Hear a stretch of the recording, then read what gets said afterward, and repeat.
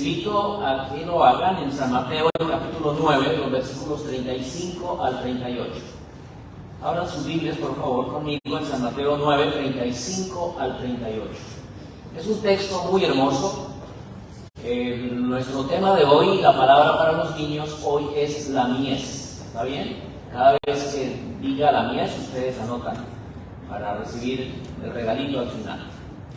Vamos a leerlo. Dice: recorría Jesús todas las ciudades y aldeas, enseñando en las sinagogas de ellos y predicando el evangelio del reino y sanando toda enfermedad y toda dolencia en el pueblo.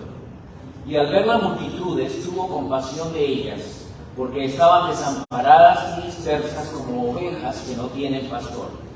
Entonces dijo a sus discípulos: a la verdad la mies es mucha, mas los obreros pocos.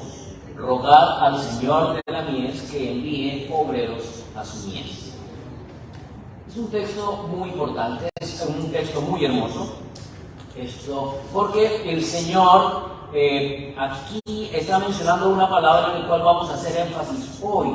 Él dice que Él vio las multitudes que estaban dispersas, que estaban desamparadas, no tenían pastor.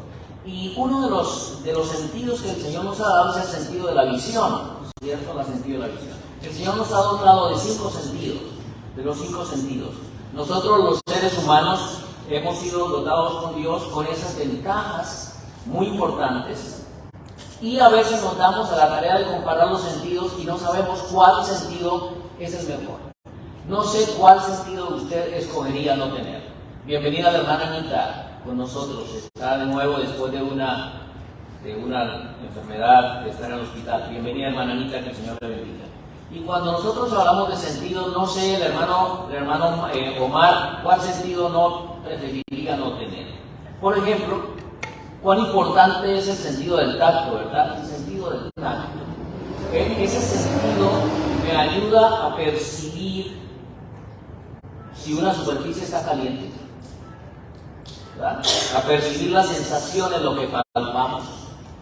El sentido del tacto es vitalísimo en el trabajo. Sin ese sentido no podríamos trabajar sin peligro, ¿verdad? Sin peligro. Así que es uno de los sentidos que el Señor nos ha dado. Es muy raro que a alguien le falte este sentido del tacto. El otro día leía una noticia y que es positiva para el mundo de la medicina.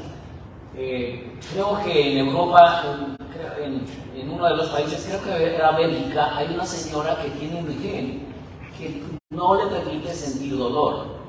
Entonces, los científicos, los médicos quieren ver cómo ayudan con ese gen para poderlo luego mejorar a las siguientes generaciones, para que algunas veces no haya mucho.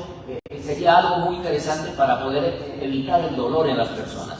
Así que es pocas personas que tienen estos problemas, estos asuntos de ser inmunes al dolor. Pero también está el sentido del gusto. Me maravillo por los catadores. Los catadores, esas personas a quien le dan a probar las cosas, ¿cierto? Un plato, por ejemplo, y esas personas le dicen todo lo que tiene el plato. O una torta y le dicen de todo lo que tiene la torta. O si es un vino, inclusive le dicen la edad de ese vino, le dicen si fue hecha con qué tipo de uvas, porque tienen un gusto, un sentido muy desarrollado del gusto. Realmente el gusto hace mucha falta. El sentido del olfato es muy importante para poder distinguir el peligro, ¿cierto? Al gas propano le han puesto un olor, porque si en las cocinas uno deja abierto la perita del gas propano, pues y se acuesta a dormir, es posible que no amanezca con vida. Es muy importante el sentido del olfato. Es muy importante percibir si un alimento está dañado, si hay algo en el aire que nos pueda perjudicar. Así que todos los sentidos son muy importantes. El del oído, ¿qué tal un mundo totalmente silencio?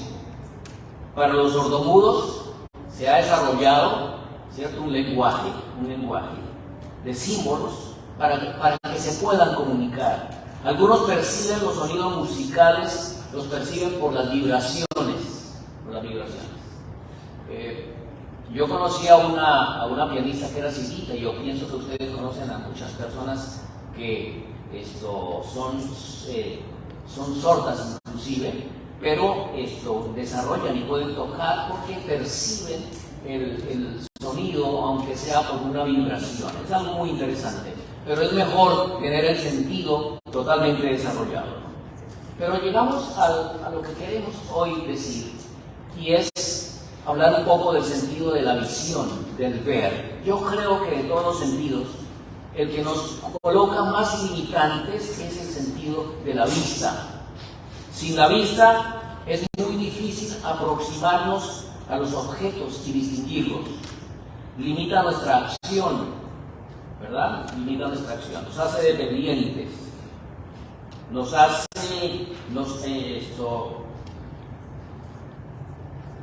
es muy complicado para una persona que inclusive le está fallando un poquito la visión. Hace unos días yo tuve una cirugía en mi ojo, ¿no? y después los lentes los veía, ¿no? Y me imagino cuando ya se carece de la visión. Quien carece de la visión es dependiente de otro, y hay que ayudarle. Aunque podría desarrollar destrezas, aunque puede desarrollarse en muchos aspectos. Ustedes han escuchado sin duda hablar del famoso cantante de ópera Andrea Bocelli, ¿verdad? Andrea Bocelli. Y él hace muchas cosas, ha desarrollado otros aspectos, pero la visión es muy importante para nosotros en la vida. Ahora, todos los sentidos que el Señor nos ha dado a nosotros se pueden llevar a un plano espiritual también. Por ejemplo, podemos hablar del tacto como sinónimo de prudencia, ¿verdad? Uy, esa persona tiene tacto. Estamos hablando de que esa persona es prudente. Podemos hablar del sentido del gusto y hablar acerca de las tendencias de las personas, ya sean buenas o malas. Y a veces decimos, esa persona es una persona de mal gusto, ¿cierto? Una persona de mal gusto. O decimos, esa es una persona de buen gusto. Asociamos el sentido con otros aspectos que tienen que ver con nuestra personalidad. Podemos hablar del oído y relacionarlo con el prestar atención, con la obediencia, o con la desobediencia, el desacato, o la ignorancia. Este hombre no da oídos a lo que Dios dice, esta persona no presta atención a lo que Dios dice. Es relacionado con el sentido del oído. Pero llegamos al olfato, por ejemplo. El sentido del olfato lo podemos relacionar con el discernimiento, ¿cierto? Esto de la percepción, las percepciones que nosotros tenemos. Pero el sentido de la vista lo relacionamos con la visión de las cosas, también con el discernimiento. Y muchas cosas en la vida dependen del alcance de mi visión. Algunos tienen una visión o una perspectiva de la vida bastante limitada, bastante corta, ¿cierto? Algunos, por ejemplo, lo único que dicen es, bueno, yo lo único que hago es trabajar. Trabajo, y no más. Ok, ¿qué percepción se tiene de la vida? Mientras que otros miran más lejos en el horizonte y entonces se proyectan en otras direcciones.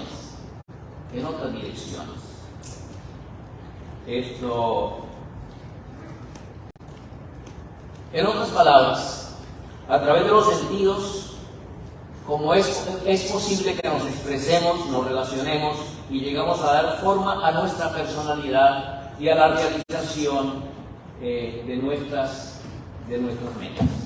Vamos a ir nuevamente a la palabra del Señor, porque el Señor, disculpen mis hermanos, que una de las cosas que tiene esto es que se me fue. Muy bien. Toqué algo.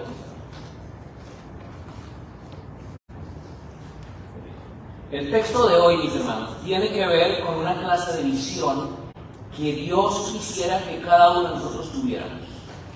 Volvamos a leer el texto de esta mañana. Dice, recorría Jesús todas las ciudades y aldeas. ¿Cuál es el texto? Enseñando Mateo 9, 35 al 38. Vamos a ir otra vez al texto de hoy. Voy a quitar esto que me está poniendo trabas a mi visión. Dice, recorría Jesús todas las ciudades y aldeas, enseñando en las sinagogas de ellos y predicando el evangelio del reino y sanando toda enfermedad y toda dolencia en el pueblo. Y al ver las multitudes, tuvo compasión de ellas, porque estaban desamparadas y dispersas como ovejas que no tienen pastor. Entonces dijo a sus discípulos, a la verdad la mies es mucha, mas los obreros pocos. Rogad al Señor de la mies que envíe obreros a sus mies. El Señor, ¿qué fue lo que vio? ¿Qué fue lo que vio el Señor? Multitudes. El Señor vio las multitudes y se dio cuenta que ¿cómo estaban? Como ovejas sin pastor. Las vio desamparadas, las vio sin esperanza, las vio sin fe, las vio que necesitaban orientación, las vio dispersas, como ovejas, repetí mi esposa, como ovejas que no tienen pastor. Si hay algo que el enemigo de Dios quiere hacer con nosotros, es que se opaque nuestra visión. Que no veamos más allá de nosotros mismos. Que nos concentremos en las necesidades nuestras y nada más. Que no veamos más allá. Y Jesús tenía una visión y una perspectiva diferente a lo que generalmente nosotros tenemos. Porque el Señor veía y tenía la capacidad de ver las multitudes y la condición en que esas personas estaban. Entonces el Señor le dice a los discípulos, Jesús le dice a los discípulos, rogad pues al Señor de la mies que envíe obreros a su mies. Y la oración que el Señor realmente estaba diciendo era, Señor, rogad al Señor que ustedes puedan ver. Rogad al Señor que sus ojos puedan ser abiertos. El deseo del Señor es que nosotros podamos ver en la forma y en la manera como el Señor también ve. Estamos en unas situaciones muy difíciles en este mismo momento en el mundo y en la historia del mundo. Y la sierva del Señor escribió para nuestro tiempo lo siguiente: el momento actual es de interés abrumador para todos los que viven. Los gobernantes, los estadistas, los hombres de puestos de confianza y autoridad, los hombres y mujeres pensadores de todas las clases, tienen la atención fija en los acontecimientos que se producen en derredor nuestro. Observan las relaciones que existen entre las naciones, observan la intensidad que se apodera de todo elemento terrenal y reconocen que algo grande y decisivo está por acontecer, que el mundo se encuentra en vísperas de una crisis espectacular. Ese es el primer pensamiento que tenemos en nuestra literatura, que repartimos, ¿verdad? Entonces, el Señor veía la situación del mundo, y el Señor veía la condición de las multitudes, y el Señor veía la necesidad de ellas. Y lo segundo que el texto nos dice fue que Jesús tuvo compasión. El Señor tuvo compasión. La compasión era el móvil que al Señor lo movía a la acción. La compasión, el amor del Señor. El amor es el motivo para la acción. Cuando Jesús discernió que la situación de la gente era desesperada, dice la Escritura, tuvo compasión. Y Jesús le dijo a los discípulos, rueguen al Señor de la mies. Necesitamos personas que alcancen a esas personas para que tengamos compasión. Para tener compasión. Y el Señor le dice a los discípulos, la mies es mucha, pero los obreros son pocos. Desde la visión de Jesús, la mies es mucha. Noten, mis hermanos, que en la mirada del Señor, en la perspectiva del Señor, la mies es mucha. Jesús veía una siega, una cosecha provisoria. Ahora, ¿qué es una mies? ¿Qué es una mies? Primero se da el nombre de mies a un sembrado, especialmente de trigo o de cebada, se le llama la mies. También a estos mismos cereales que se utilizan para hacer el pan son los que generalmente reciben el nombre de mies. También en el momento de la siega y la cosecha de los granos se le puede decir la mies. Es un sinónimo de cosecha, ¿verdad? La mies. Y también se le da el nombre de mies a las congregaciones de gente convertidas, las personas que se convierten al Señor. Se puede decir que eso es mies, o sea, una siega. Entonces el Señor dijo, la mies es mucha. Y nosotros, el Señor quiere que nosotros lleguemos a creer y lleguemos a entender que la mies es mucha. ¿Está bien? El Señor quiere que nosotros veamos y entendamos que la mies es mucha, que la cosecha es mucha, es abundante. Ahora yo quiero hacer un contraste aquí entre la visión de Jesús y la nuestra. Vamos a ir a la palabra del Señor en el libro de San Juan, en el San Juan el capítulo 4, porque en San Juan el capítulo 4 ustedes encuentran, mis hermanos, una historia que todos conocemos muy bien, y es la historia ¿de quién? ¿Ya se acuerdan? De la samaritana, ¿cierto? De la samaritana. De Jesús en el pozo, junto al pozo, ¿verdad? De la samaritana. Recuerdan que Jesús iba dice la Escritura, cuando Jesús, pues el Señor entendió que los fariseos habían oído decir, Jesús hace y bautiza más discípulos que Juan, aunque Jesús no bautizaba sino sus discípulos, salió de Judea y se fue otra vez a Galilea, y le era necesario pasar por Samaria. Galilea era el norte del país, Judea era el sur del país. Jesús tenía que pasar por Samaria. Los samaritanos y los judíos no se la llevaban bien. Así que la Escritura dice que Jesús tenía que pasar por Samaria. Y el Señor pasó por Samaria.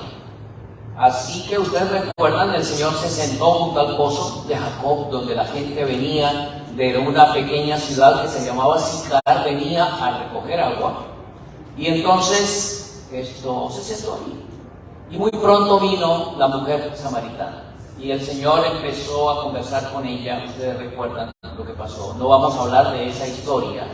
Lo que queremos hacer es, mientras tanto, los discípulos fueron al pueblo a comprar algunas cosas. Pero realmente los discípulos no querían tener nada con Samaria.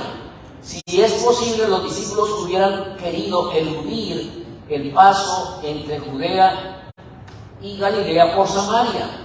Creían que Samaria no era un campo donde el Evangelio pudiera llegar.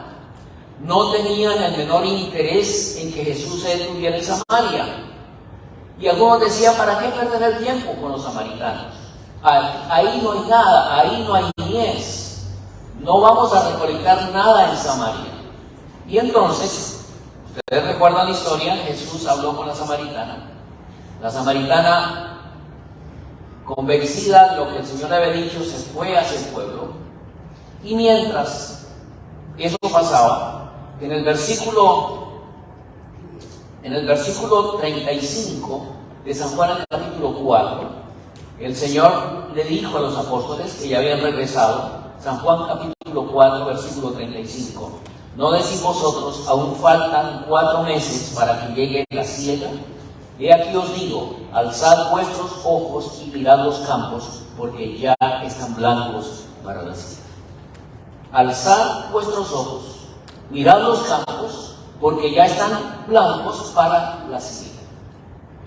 La visión de Jesús le permitía a él ver una cosecha generosa, una cosecha abundante, donde los apóstoles no veían ninguna.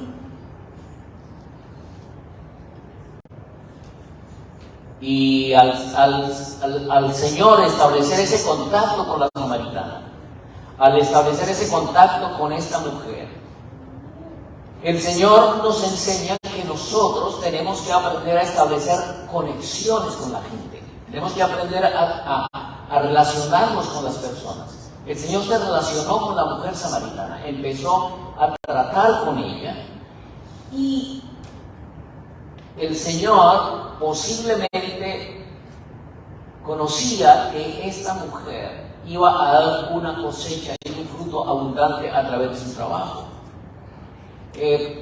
Realmente lo que entendemos de esta historia aquí es que el Señor nos está invitando a que nosotros seamos capaces de establecer relación con alguien. Cuando nosotros establecemos una relación con alguien, realmente no sabemos qué pueda pasar con esa persona, ¿cierto? ¿Qué conexiones tiene esa persona? La samaritana pareciera que tenía conexiones con muchas personas en Sicar, porque cuando sale la samaritana va a Sicar y le dice a todas las personas: mirad, ven y conocer a un hombre que me ha dicho todo lo que yo he hecho y todo lo que yo soy. ¿No será este el Cristo? La gente se vino, todo Sicar se vino, vinieron hombres, mujeres, niños, niñas, todos vinieron y ustedes saben que hubo una cosecha abundante. Por eso el Señor le dice a los discípulos antes de que la gente llegara: alcen los ojos, miren, miren. Ustedes dicen que faltan 4 meses para la siega, pero no, la siega ya está lista, la cosecha está madura. Y el Señor dedicó el tiempo necesario para estas personas. Muchos creyeron en Jesús. Se quedó 2 días en Sicar, muchos llegaron a conocer al Señor, se entregaron al Señor, todo tipo de personas, jóvenes, niños, niñas, ancianos, adultos, etc. La Escritura dice que hay gozo en el cielo cuando esto sucede. Hay gozo en el cielo cuando un pecador se arrepiente. Ahora, mis hermanos, tenemos que reconocer algo. Una de las cosas que nosotros, que es más difícil para el ser humano, es reconocer sus propios problemas. Las cosas complicadas nuestras es reconocer lo que muchas veces nosotros somos. En las diferentes áreas.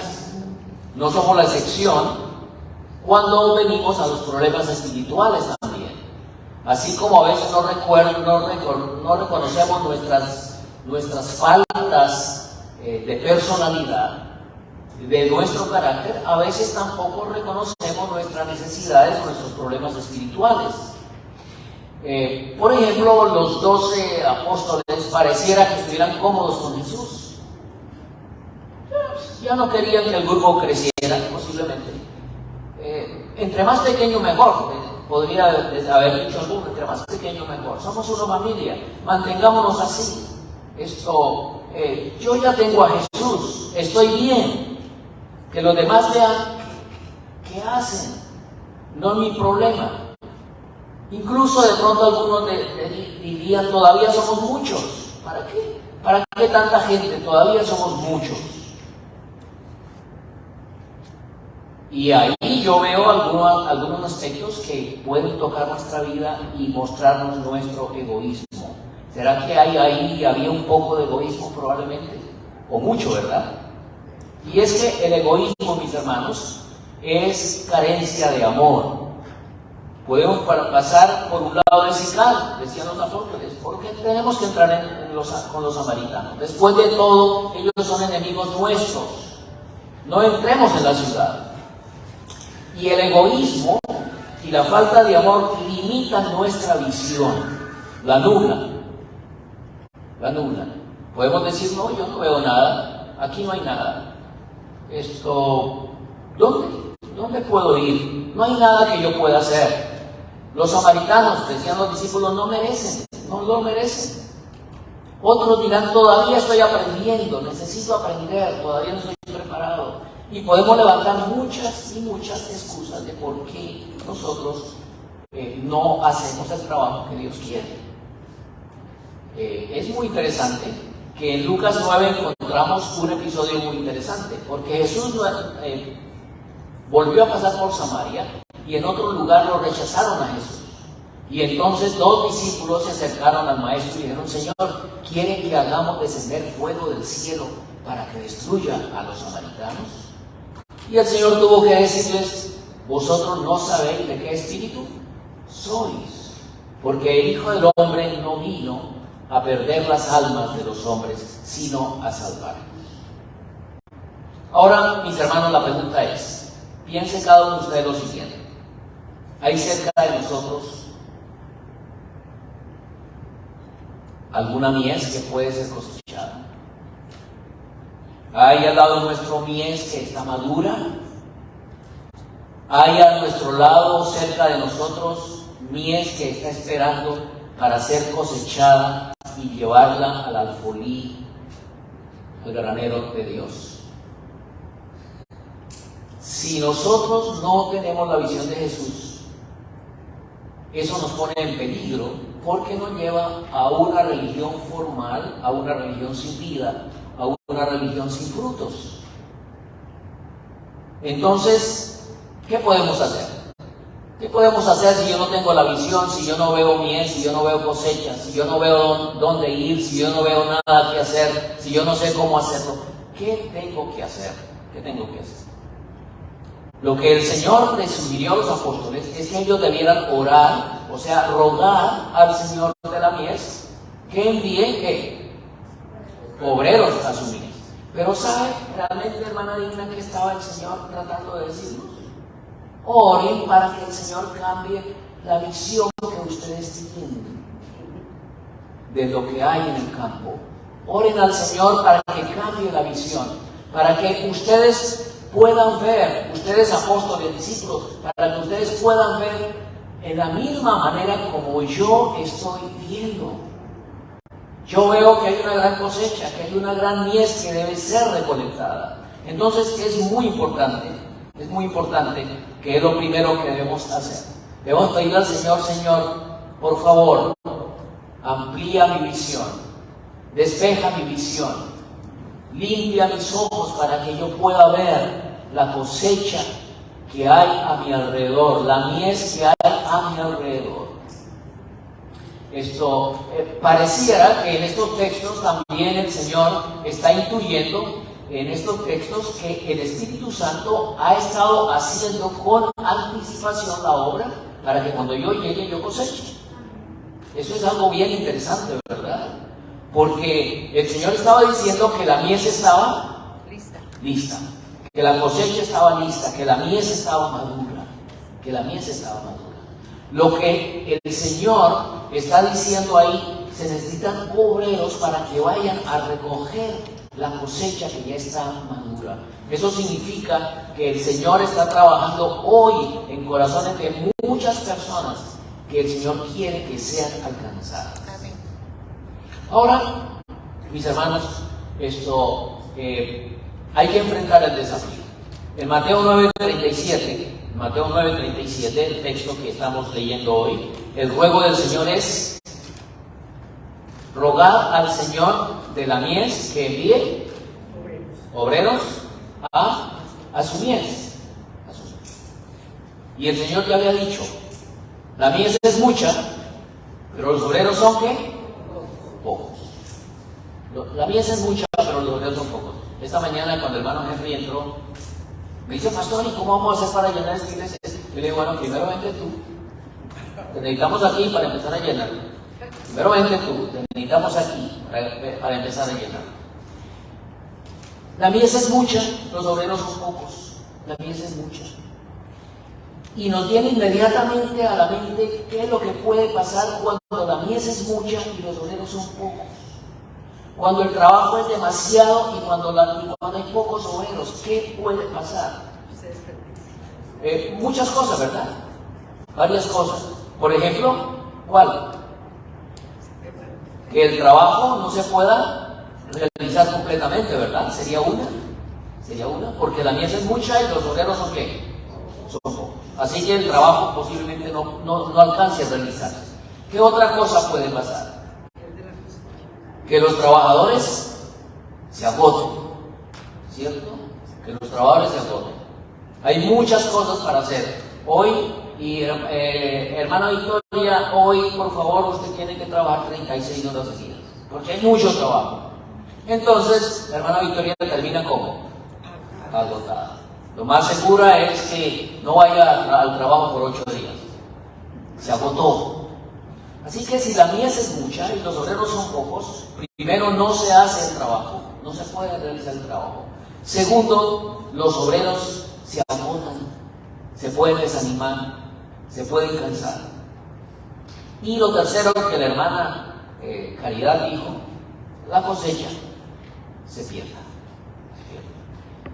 Con el decreto que dio aquí el gobernador de inmigración, por ahí supe, ¿no?, que muchas cosechas en el sur de aquí en la Florida y en otras partes se perdieron, porque tan pronto los obreros se dieron cuenta de que estaban amenazados, atemorizadamente se fueron y las cosechas se perdieron.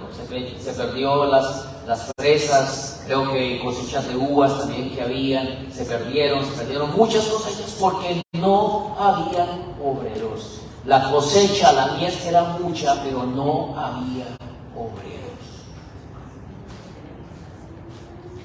Pero Jesús dice que lo que realmente sucede no es que no haya trabajadores, sino que no hay muchas personas dispuestas a ir a trabajar, y eso es diferente. No es que no haya suficientes personas para trabajar, sino que el Señor pareciera decir aquí que son pocos los que están dispuestos a trabajar. Por eso el Señor Jesús le dice a los discípulos: oren para que el Señor cambie la disposición, para que el Señor envíe obreros a su mies. Envíe obreros a su mies. Cuando el Señor dice envíe obreros a sus mies, es para que nosotros debemos orar para que el Señor cambie nuestra disposición, para que estemos dispuestos a ir a trabajar en su mies. Ese es el real problema, que son pocos los que están dispuestos. Y el Señor nos presenta el problema y nos dice: la mies es mucha, la cosecha está madura, la cosecha es abundante, pero son pocos los obreros. Ahora, eso es lo que dice Dios, pero yo digo, por mi parte, yo no veo ninguna mies. No sé a dónde ir, no estoy listo. Y la respuesta que nos da el Señor es: oren. Orar al Señor de la mies para que nos permita ver que hay una mies. Es lo primero. Y el Señor le dijo a los apóstoles: alzad vuestros ojos, con la samaritana, alzad vuestros ojos y mirad, porque ya los campos están blancos para la siembra. San Juan 4:35. Así que eso es algo muy interesante. En el libro de los Hechos de los Apóstoles, en el capítulo 8, de los versículos 26 al 39, encontramos una historia fascinante. Había un hombre etíope, ¿no? ¿Ustedes recuerdan la historia del etíope? El etíope venía de África, había escuchado hablar de que en Jerusalén se encontraba la verdad, había hecho un largo viaje, había llegado hasta Jerusalén, había estado ese fin de semana, muchas cosas habían pasado. Pero el etíope regresaba hacia Etiopía, un poco frustrado. Pero entre eso, se había llevado el rollo del profeta Isaías, había comprado un rollo, quizás a un precio muy costoso, el libro del profeta Isaías. Y iba por el camino, en su carruaje, iba leyéndolo. Y el Espíritu le dijo a Felipe estaba en el norte de Israel, estaba muy al norte de Israel. Y el Espíritu le dice a Felipe: ve por el camino que conduce de Jerusalén a Gaza, o sea, hacia el sur, yendo hacia el África. Y ve porque allá hay un hombre que necesita. Y el Espíritu tomó a Felipe y lo llevó y lo colocó en el camino donde venía el etíope para encontrarse directamente con él.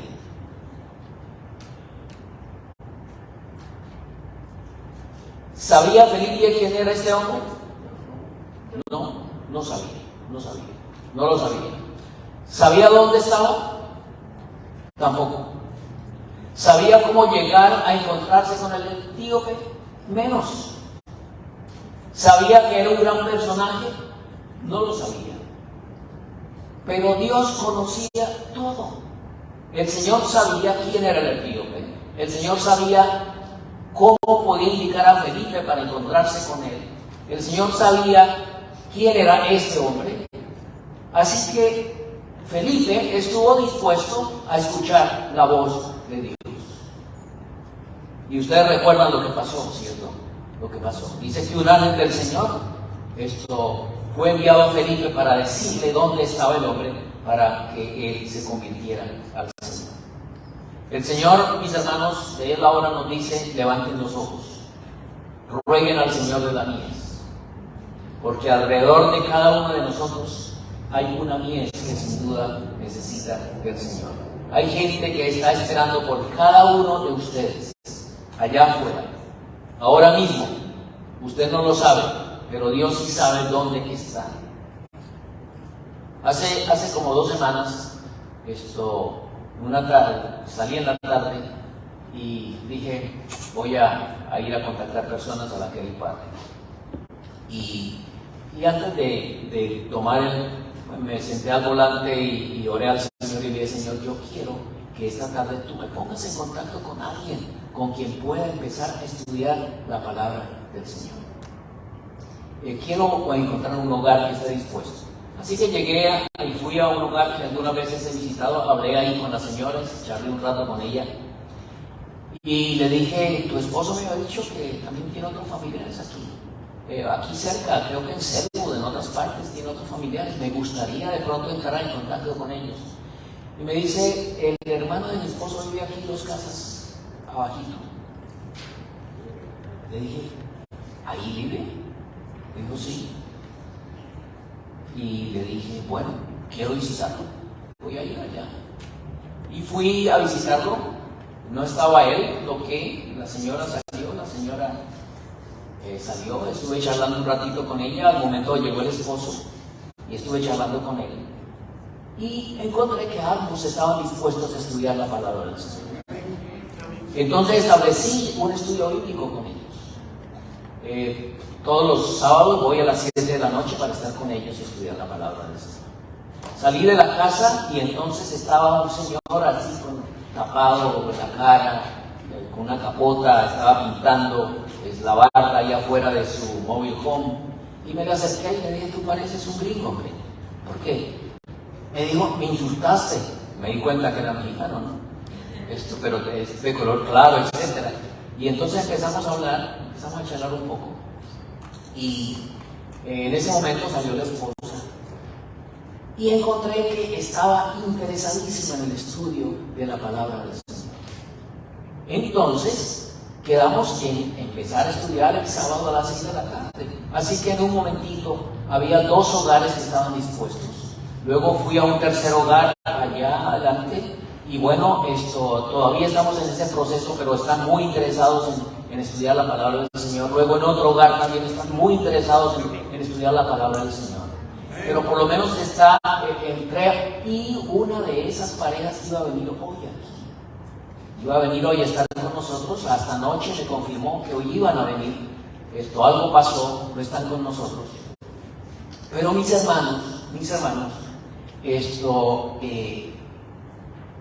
nosotros no sabemos dónde está la mies. Usted no sabe dónde está la mies. Pero Dios sí sabe dónde está. Lo que Dios quiere es que usted y yo tengamos un anhelo sincero, una sincera motivación para ser obreros en la mies de Dios.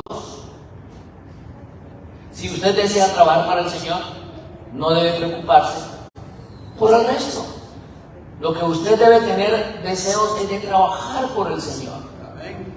Porque cuando usted tiene el deseo de trabajar por el Señor primero lo capacita y segundo lo dirige. Entonces, usted puede salir, ora al Señor antes de hacerlo y se coloca en las manos del Señor. Cuando el Señor nos dice ve hoy a trabajar en mi viña, eso es lo que dice la palabra, cuando el Señor dice ve hoy a trabajar en mi viña, es porque Él quiere guiarlo a dónde ir. Él sabe dónde está el sembrado que Él necesita, en el cual usted trabaje.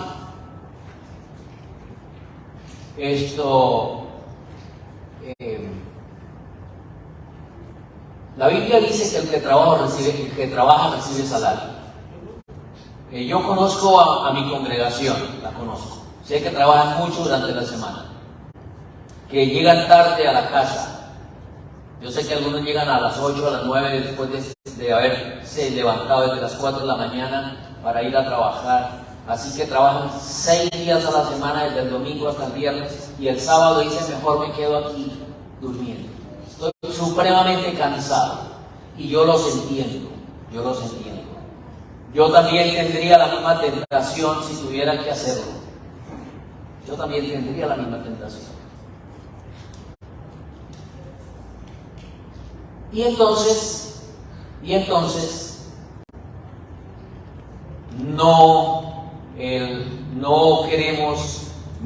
si no queremos venir ni siquiera a la iglesia, mucho menos queremos hacer el trabajo para el Señor. Pero la Biblia dice que la mies es mucha. La mies es mucha. Y el Señor no necesita a usted. Está esperando por usted.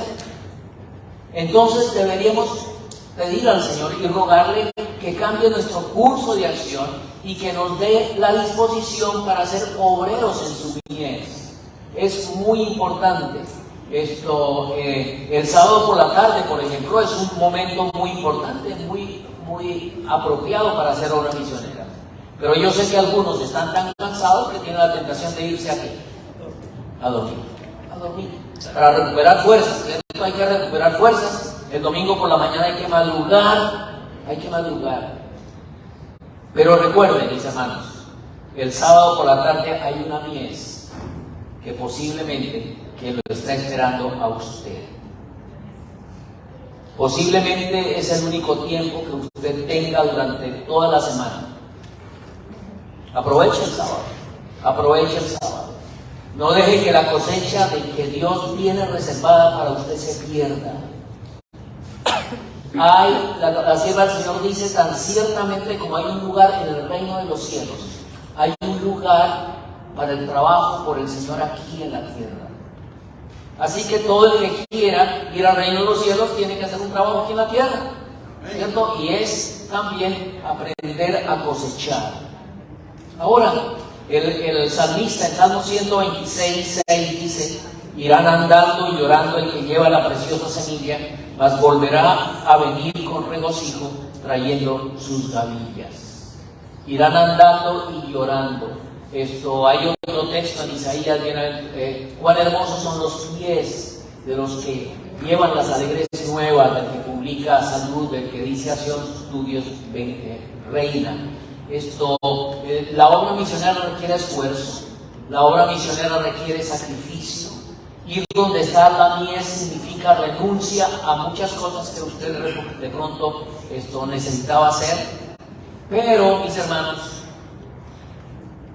el Señor les va a dar una experiencia extraordinaria, porque la Escritura dice que los que van con lágrimas y llorando a cosechar regresan con gozo trayendo las gavillas.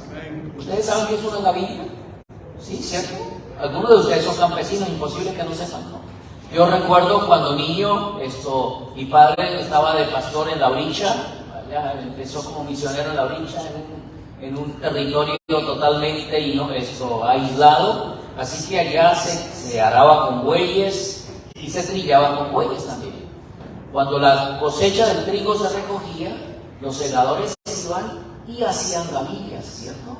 Iban amontonando la cosecha y la amarraban en gavillas, y así era como podían llevarla al lugar a la era donde se ponían sobre las eras, y luego los caballos o los bueyes daban vueltas ahí, pisando el grano, y así era como se corría la cosecha. El que trabaja para el Señor regresa gozoso trayendo las gavillas. mostrando esas gavillas que el Señor le ha dado, esa mies, esa cosecha que el Señor le ha dado. No se sustraiga al gozo y a la alegría de ver gavillas trayéndolas al Señor. Vamos a terminar, vamos a concluir, vamos a resumir. Jesús dijo que la mies es ¿qué? Es mucho. Y el Señor quiere que nosotros también veamos que la mies es mucha. Si nosotros le pedimos al Señor, el Señor nos va a mostrar la mies madura.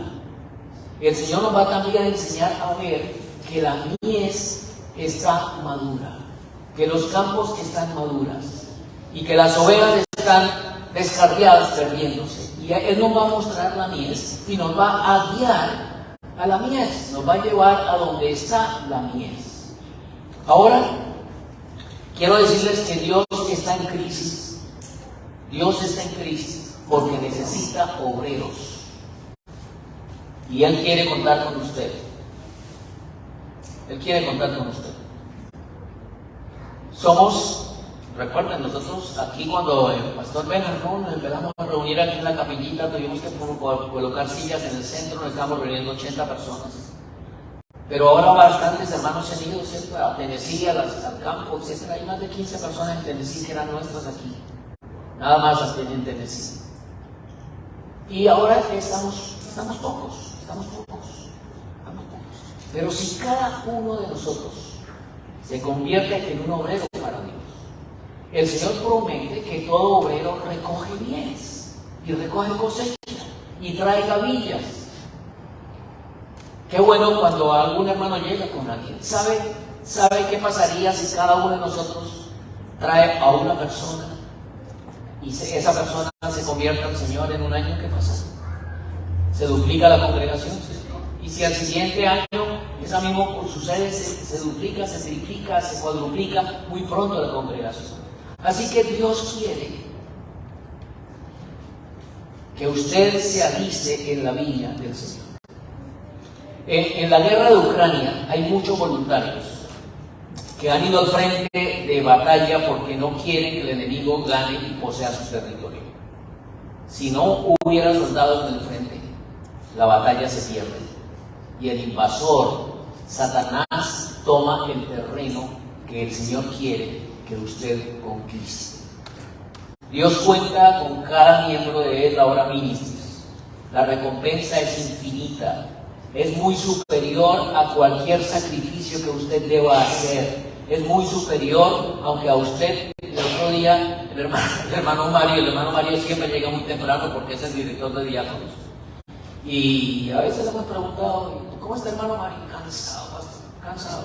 Yo sé que el hermano Mario llega 8 de la noche a veces a la casa, levantado de temprano en la mañana, pero siempre está aquí temprano. Amén. ¿Con sacrificio? Claro que con sacrificio. Claro que con sacrificio. Al cielo vamos a entrar con sacrificio. Pero la recompensa es infinita. Que el sábado por la mañana usted no tiene ganas de levantarse, pero usted dice, no, quiero asistir, quiero apoyar. Voy a poner el reloj para que me despierte, porque estoy tan cansado que no me despierto. Voy a colocar la alarma para que me despierte. Su sacrificio no lo va a perder. Amén. Y si usted se convierte en una persona a quien el Señor le muestra dónde hay mies y usted cosecha mies, la recompensa es infinita. Porque la recompensa es la vida eterna. No sé qué decisión hay en su corazón. Mi deseo sería que en esta hora usted le dijera al Señor, Señor, yo quiero tener los ojos tuyos para ver, y quisiera que tú me apuntaras en la lista de guerreros para ti, me apuntaras como soldado del Señor. No le voy a decir que levante la mano, pero le voy a decir que tome una decisión en su corazón y en su vida. Es importante, Dios lo necesita. Ahora el Señor lo necesita. Hay una mies que está afuera, que nosotros no vemos, pero que está ahí esperando por usted. Que el Señor le bendiga.